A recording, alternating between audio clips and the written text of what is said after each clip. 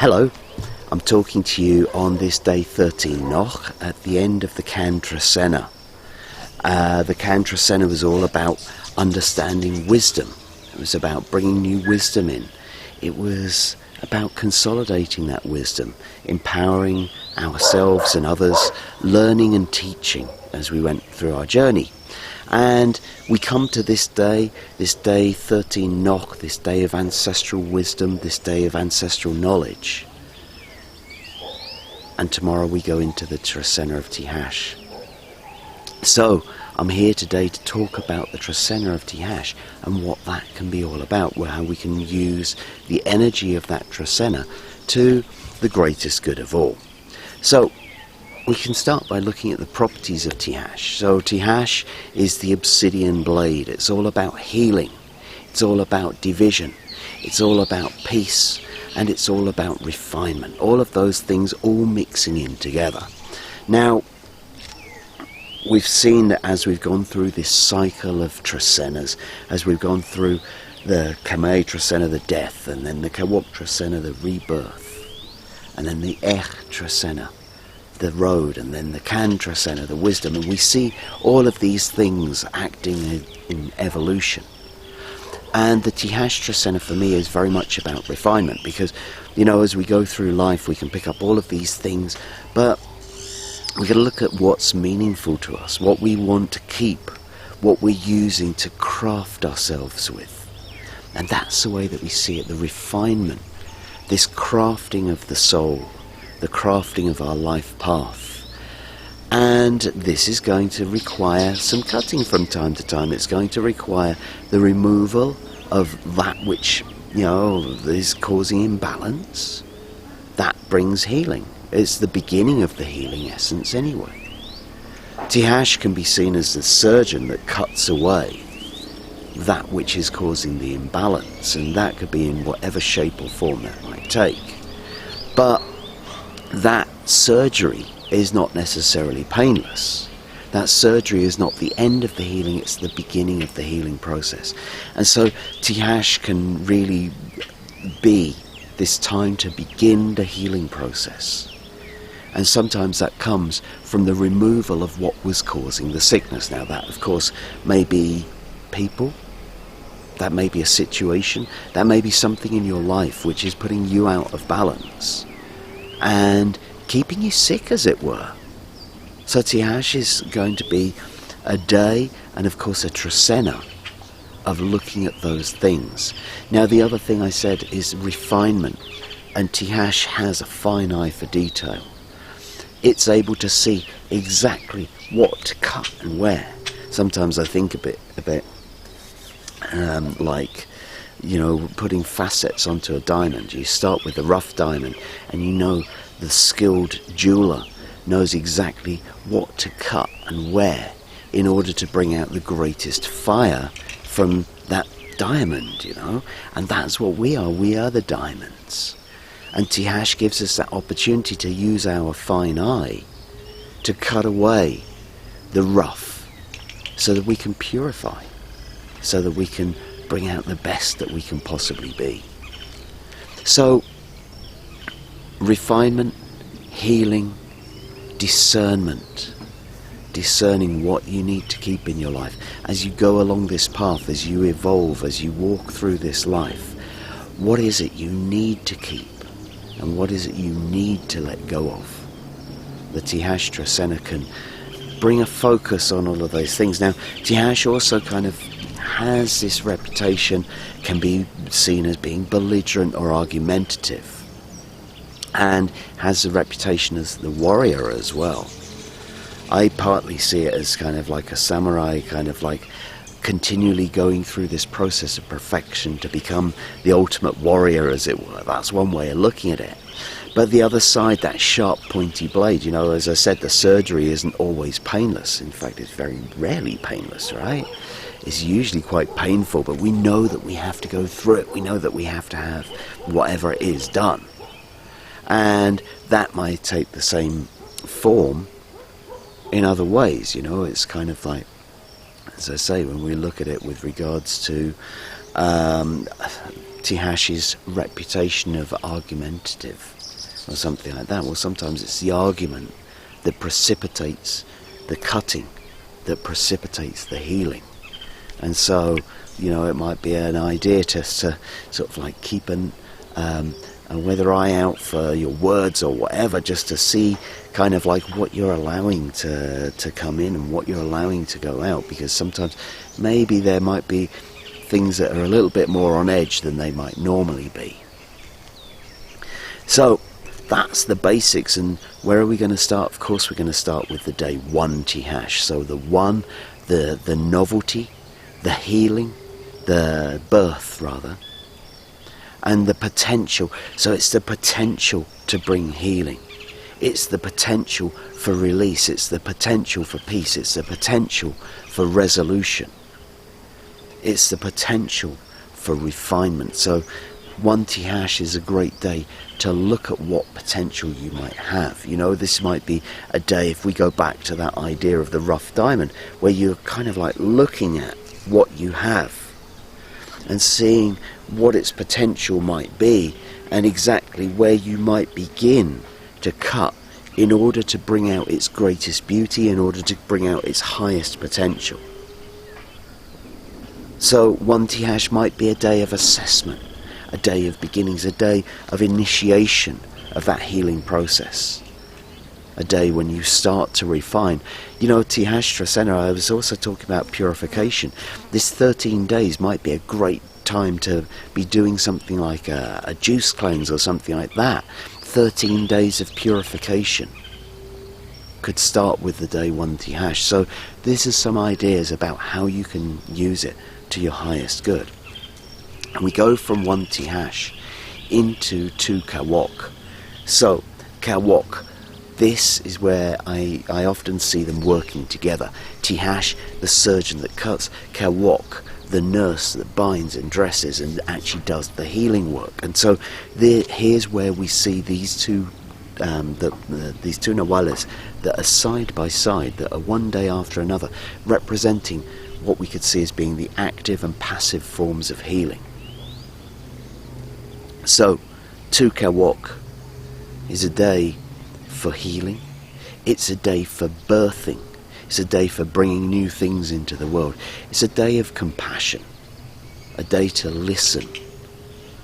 Kawak is often seen as a shoulder to cry on, for want of better words, but that shoulder to cry on is also going to give you kind of like the, let's say, advice on how you should not be crying on that shoulder again, okay, as how to heal the issue that's bringing you the tears in the first place. Now the number 2 is seen as duality. It can be seen as seeing both sides of the story. It can be seen about making decisions, and it can also be seen as representing relationships and lovers. So maybe it's a day of healing within relationship. Perhaps there's something in your relationship that needs to be healed. Perhaps this is part of the refinement. Perhaps there's some choices with regards to your path to healing. The 2 Kawak will be the day on which to understand them, to make them, and maybe to bring healing into your relationship. From 2 Kawak, we then go to 3 Ajpu. So Ajpu, the divine. Ajpu, the sun, the flower. Our divine path. Our spiritual path, our holy journey, our own refinement. And again, we're in this time of refinement, right? Ajpu is kind of like the ultimate that we're going to get to. It's kind of like the great solar lords, we could say, as it were. And in order to get there, we're talking about this in this Trecena of refinement. And with 3 Ajpu, well, the 3 is taking us inside.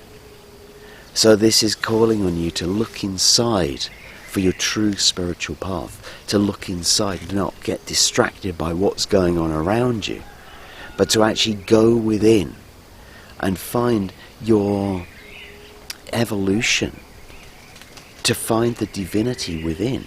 It's also, the number 3 can also represent the home, because it's a representative of the home place. And so as such, it's also kind of like, this is a great day just to stay home, to be looking around you at what surrounds you, and to find the divinity in that. From 3 Ajpu, we're then going to go into 4 Imox. Now I'm standing here beside the beautiful Lake Atitlan, this massive water source, and Imox represents these great lakes. It represents the oceans, represents the dream world. It represents the great ocean that we all came from. And so we have these things going on with Imox, and in particular this dream world.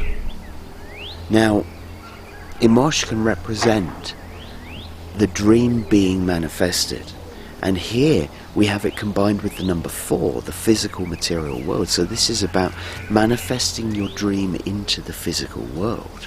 And of course, this is something that we can do as we refine, as we heal, as we search for that divinity inside. It's all making one step after another. And here it is, it's like, right, okay, what is your dream? What's your dream right now? What do you want to bring into this physical world? What do you dream of for this physical world?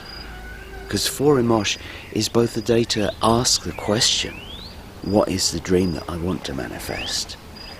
Or to work on bringing that exactly into the world. So both things are possible there. From 4 Imox, we're then going to go into 5 Ik. So Ik, the wind, communication, the divine breath that rises from us, and also changes. Now, right now we're in the middle of rainy season. We're going into the rainiest part of rainy season, and we see the maize growing, but we also see kind of like things are changing. When we plant seeds, they're working in a different way because we're going into the darker half of the year. That will be coming up at the end of this Trecena. The end of this Trecena will be more or less equinox, and we'll start going into the darker half. And so there's not quite that same essence of growth going on. We can see the change happening. Now, Ik is the wind, and the wind brings change here. It changes the season. It brings growth. It also brings death, life and death. The growth of the corn through the rainy season, well, the corn's all like 3 meters high over there, and it will be soon to be harvested. And then dry season will come along, and we won't really be able to grow anything unless we've got irrigation. So that all comes about because the wind changes.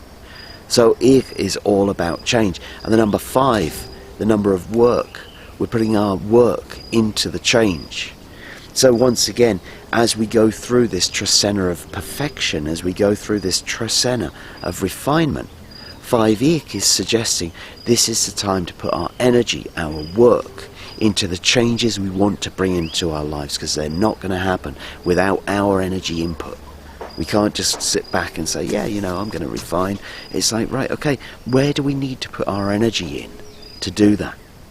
Now, with regards to communication, the number 5 sometimes represents hard work. It's like, come on, you've got to put your effort into this. So, might not necessarily be the most favourable day for any kind of important conversations that you have to have. It might feel like you have to put in a lot of energy to get anywhere.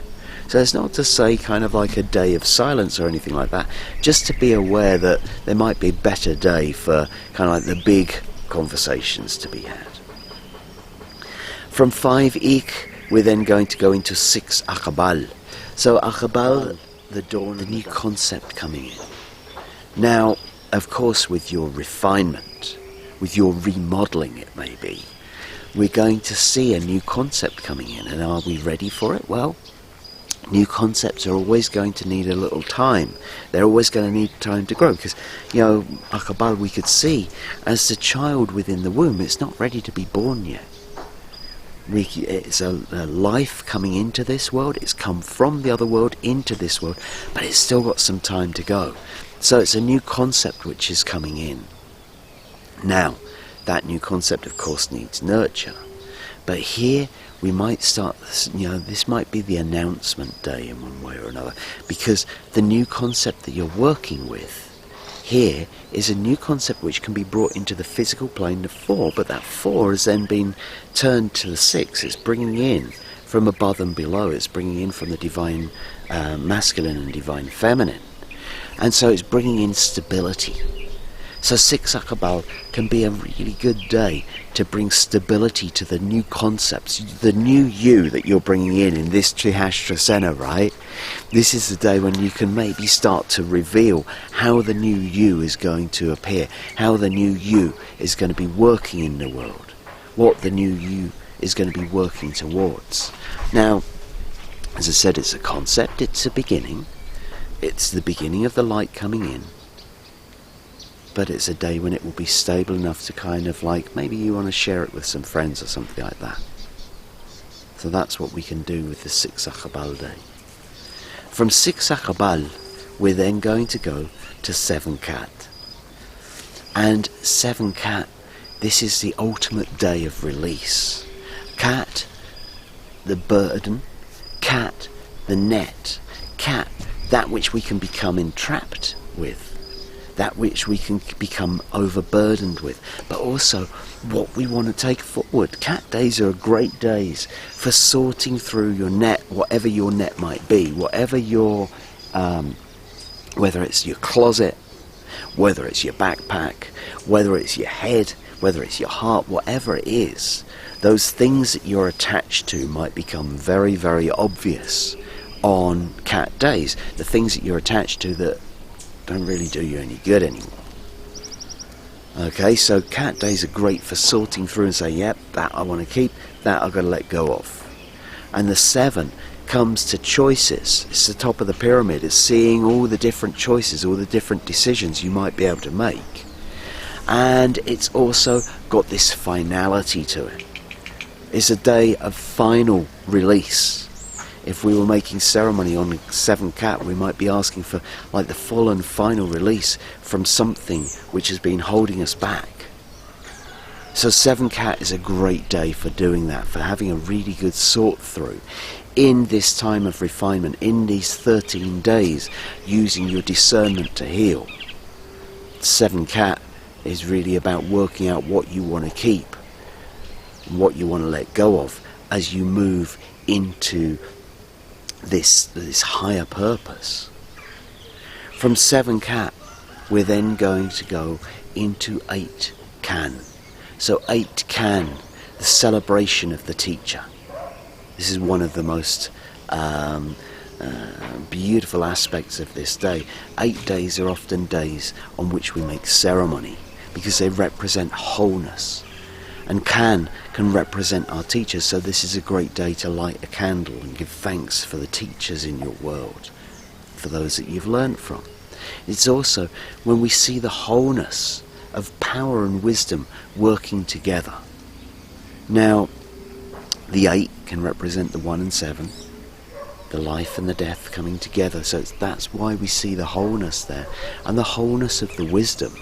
Also, the wholeness of the illusion, the wholeness of the manipulation.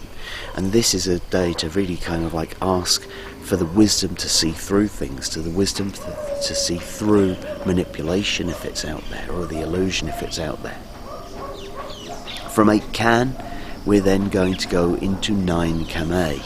So Kame, a transformative day, a day of, well, Kame represents death, right? But like this is a day of great transformation, a day of life transformation, because the number 9 can represent the divine feminine, but it can also represent life. So if you are going through this Trecena of discernment, this Trecena of refinement, here we are right at this moment where we have the transformation of your life. So we can see how powerful this Trecena is. We've brought the wisdom into wholeness. We've worked out what we're going to leave behind and what we're going to keep. We've had the conversations. We've healed this bit, we've healed that bit. And now it's time to transform.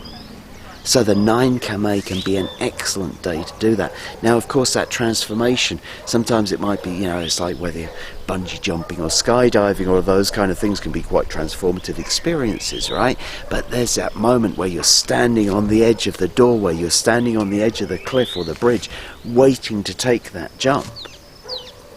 And you're scared. You're really scared because, you know, this is something, I mean, like bungee jumping, parachute jumping, these are kind of scary things, right? And you know, there's something, if it goes wrong, it's going to go badly wrong. And there you are waiting to take that jump. You face your fear. And when when you recover from it, when you get back to the starting point, or when you get to the ground on the parachute jump, you celebrate because you've overcome a massive fear. You've grown. You've got stronger by overcoming it. And so 9 Kame is a great day to face those life fears so that you can transform, so that you can refine, and so that you can go forward, so that you can release those fears. Okay?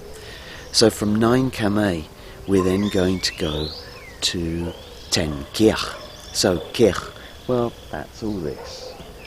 That's this greenness, that's these mountains, that's the wilderness. And that's what we learn from. And Kirch is a great teacher. It brings us a lot of strength. It brings us a lot of wisdom, a lot of understanding through being up in this natural world. Through being around these mountains, through being around these trees. It talks with us, and that as it talks with us, it guides us, it brings us a strength. And so Kirch is a very, very strong day, and it's a great day to understand how to lead, because it can also represent spiritual leadership, and here we see it with the number 10, which is all about community. So this is a great day to be working with your community, working with leadership, this is a great day to take a walk together in the mountains, to bring out that 10 Kirch nature, to learn as a community from the natural world. Kirch gives us a very strong and potent opportunity to connect with nature, to commune with nature in whatever way it might be, to sit with the trees, to sit with the animals, to sit with the birds, to listen to what they have to say, to be with the mountain. And it's really important for us to do so once in a while. It helps us to remember our true nature as part of this world. And on 10 Kirch, when we do that, we can use it to bring strength to our communities, because it's like that reset, when we've been in the city, when we've been in the house for too long, we go and take a walk in the woods, we go and experience the natural world. It helps to bring us back into balance. So 10 Kirch is a great day to do that, and particularly if you can do it with friends, so much the better. From 10 Kirch, we go to 11 Anil. So Anil days, the yellowness, the goldenness, the ripening. They can be joyful days. They can be days to bring things to their full ripeness. They can be great days to be out in your garden, in your field, or wherever it is that you're growing things, in your window box if you haven't got a garden, however it might be. Anil days are great days to get your hands in the soil. They're great days to plant that which is coming to ripeness, and they're great days to, to enjoy the harvest. Now, that planting, those seeds, they might be your ideas as well. And the 11 brings us this kind of like the idea that it's going in many, many different directions. So that there may be many, many different things that you might be celebrating. There may be many things that you're bringing to ripeness on 11 Anil. This is a great day to plant a variety of things, work on a variety of projects. Now sometimes the 11 might feel a little confusing because it has kind of like a lot of different directions, but it's also bringing a lot of different opportunities. So might not necessarily be the day for linear thinking, as it were, but it gives you the opportunity to plant seeds in a lot of fields on that 11 Anil day, whether that's literally or figuratively. Okay, so from 11 Anil, we're then going to go into 12 Toch. So Toch days are great fire days. Toch days are great giving days. Toch days are great days to be of service. So any of those things is a good choice for a Toch day. And in this time of refinement, in this Tihash Trecena, of course, you know, we want to give back for what we've received. We're not just throwing stuff away, we're returning it with thanks for the experience, for how it's helped us to grow in our lives. And Toch is a great day to give thanks for what we've learned. It's a great day to give thanks for what we've received. It's a great day to give. Once again, I'll put up these links, because we're not out of the woods here in Guatemala, so if you can give to the people of San Pablo or San Marcos through these charitable organizations, that would be great, and Toch would be a great day to do it on. Now, what are we giving for on a Toch day, on this 12 Toch day? Well, the 12 is all of life's experiences bundled into one place. And so it's to give back for everything that you've received, to give thanks for that. Now, if you can't make a big ceremony, for whatever reason, if you don't want to make a big ceremony, you can just light a candle, or even just sit in meditation and give thanks for what you've received in life, for everything that's guided you to this moment, everything that's taking you forward in this moment.